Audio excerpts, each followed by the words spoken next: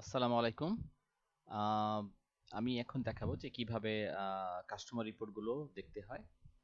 So প্রথমে আমাদেরকে সফটওয়্যারটা যখন ড্যাশবোর্ডে চালু হয়ে যাবে, চালু হওয়ার পর আমাদের কিছু এখানে খুব অ্যাডহক রিপোর্টস আছে যেগুলো আমরা ইনস্ট্যান্ট রিপোর্ট তৈরি করতে পারি। সেটা প্রথমে আমরা দেখব যে এখানে রিপোর্টগুলো আছে কিনা। ফাইলে গিয়ে কুইরি রিপোর্টস, দেন ম্যানেজ রিপোর্ট। সেখানে আমরা প্রয়োজন অনুসারে ইনস্ট্যান্ট আমরা রিপোর্ট তৈরি করতে পারি। এখন আমরা যে রিপোর্টটা একটু আগে তৈরি করলাম সেটা হচ্ছে বায়ার্স বাই এমপ্লয়ি।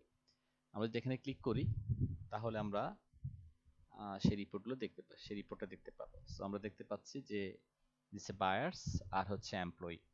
সো আমরা চাইলে সর্ট ডাউন করতে পারি যে কোন বায়ারের সাথে কোন এমপ্লয়ি জড়িত, ঠিক আছে। সো এটা একটা করতে পারে। আবার এখান থেকে আমরা যদি বায়ার এমপ্লয়ি সিলেক্ট করি সেক্ষেত্রে আমরা সার্চ করেও বায়ার সার্চ করলেই ওই কাস্টমগুলো চলে আসবে। এখান থেকেও আমরা এটা দেখতে পাবো। এখানে আগে রিপোর্টগুলোর সাথে এখানে দেওয়া হয়েছে। আবার আমরা চাইলে সেলসের এখানে যে আমাদের সেলস রিপোর্ট আছে, সেলসের নিচে কাস্টমারের এখানেও এটা ম্যানেজ কাস্টমার এটা দেওয়া হয়েছে। আমরা চাইলে ওইখান থেকেও দেখতে পাবো। সো এই যে এখানে এমপ্লয়ির লিস্টটা দেখা যাচ্ছে। যদি এখানে অনেকগুলো কলাম কনজেস্টেড, সো আমি ওই জায়গাটাতে লাইট করে দিয়েছি। আর এখানে আগের গুলোর সাথে জাস্ট একটা কলাম দেওয়া হয়েছে, ঠিক আছে।